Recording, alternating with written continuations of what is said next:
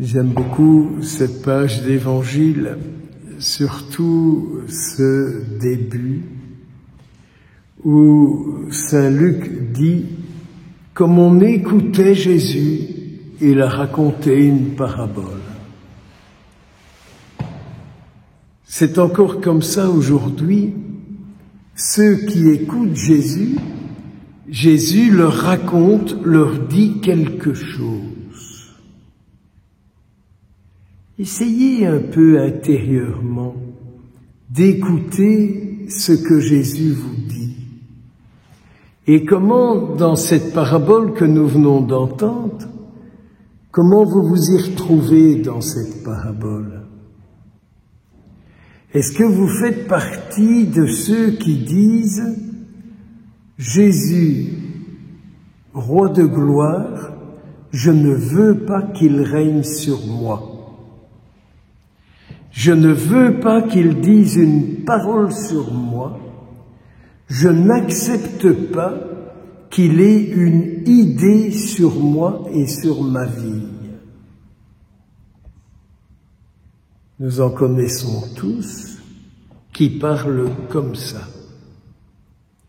Et peut-être, sur certaines choses, sur certains aspects de notre vie, nous lui disons, là, tu n'as rien à dire, tu n'as rien à voir, je n'ai rien à entendre de toi. Et c'est là qu'on voit un peu le type de chrétien d'aujourd'hui et de pratiquants, et finalement peut-être un peu nous-mêmes.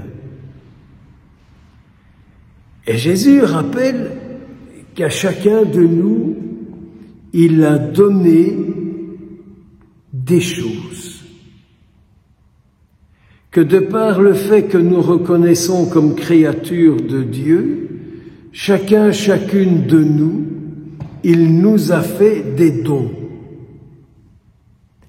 Est-ce que les dons qu'il nous a donnés, nous essayons de les envelopper de l'Esprit Saint pour qu'ils deviennent de plus en plus saints et donc qui se multiplient,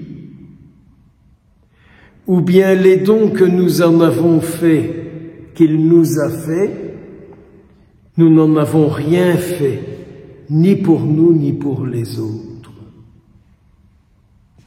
Et donc, à un moment donné, notre Seigneur nous remettra devant lui et il nous demandera ce que nous avons fait des dons qu'il nous a faits. Peut-être que nous lui dirons, quand nous serons face à lui, « J'en ai fait ce que j'ai pu. J'en ai fait ce que j'ai pu. Je n'ai peut-être pas fréquenté la meilleure des banques. Je n'ai peut-être pas fréquenté le meilleur des endroits où on m'a permis de développer les dons que tu m'avais faits. Mais j'en ai quand même quelques-uns de plus. Et ceux-là aussi, je te les donne.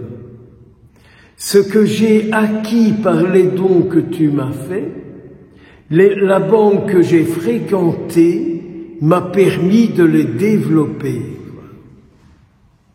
Alors, voyez de quelle banque je parle, de quel groupement je parle, qui me permet de développer les dons que le Seigneur a faits, le jour où il m'a créé, comme le jour où il vous a créé.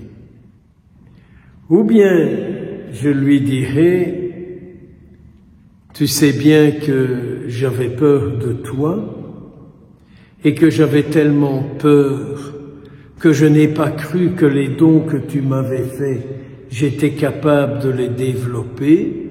Et donc, au lieu de me fixer sur toi, je me suis replié sur moi-même et je me suis enfermé dans mon histoire. Alors, qu'est-ce qu'il dira? Qu'est-ce qu'il dira? Qu'est-ce qu'il dira? Mais qu'est-ce qu'il dira? C'est terrible, hein, cette parabole que Jésus raconte et qui dit, mais tous les inutiles, qu'on les égorge devant moi. Alors c'est vrai que c'est dur d'entendre ça dans la bouche de notre Seigneur Jésus-Christ, mais c'est vrai que c'est dur d'entendre ça dans sa bouche.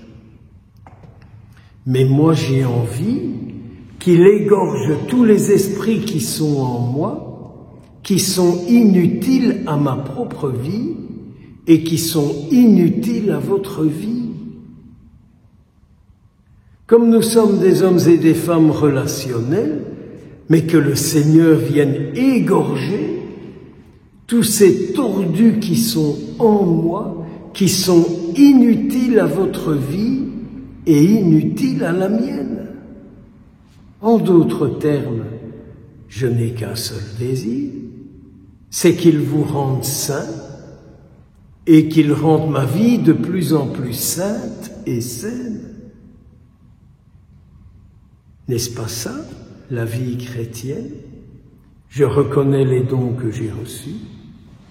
Avec sa grâce, je les développe pour mon bonheur et pour ceux de mes frères et de mes sœurs, et pour ce monde dans lequel je vis. Ou bien je vis replié sur moi-même dans mon monde. Moi, ça m'arrive parfois de dire sur des gens, celui-là, celle-là, je peux danser, il ou elle est dans son monde, et on ne sait pas le sortir de son monde. Il parlera toujours comme ça, il vivra toujours comme ça, il n'en fera jamais qu'à sa tête. Ça ne vous arrive pas de dire ça sur des gens? Soyons honnêtes. Alors c'est vrai que le Seigneur du haut du ciel, quels sont les hommes et les femmes qu'il recherche? Ben, ceux qui se mettent en communion avec lui, ceux qui ont le désir de vivre sa vie. C'est pas ça qu'il recherche. Il cherche pas les abuseurs. Il cherche celles et ceux avec lesquels il peut vivre et avec lesquels sa vie en eux répand la sainteté dans le monde. Alors j'aimais beaucoup l'oraison de Sainte Gertrude, qui est une bénédictine d'Efta, donc en Allemagne, que notre cœur soit ta demeure, Seigneur. Nous avons prié cette oraison, que notre cœur soit ta demeure, Seigneur.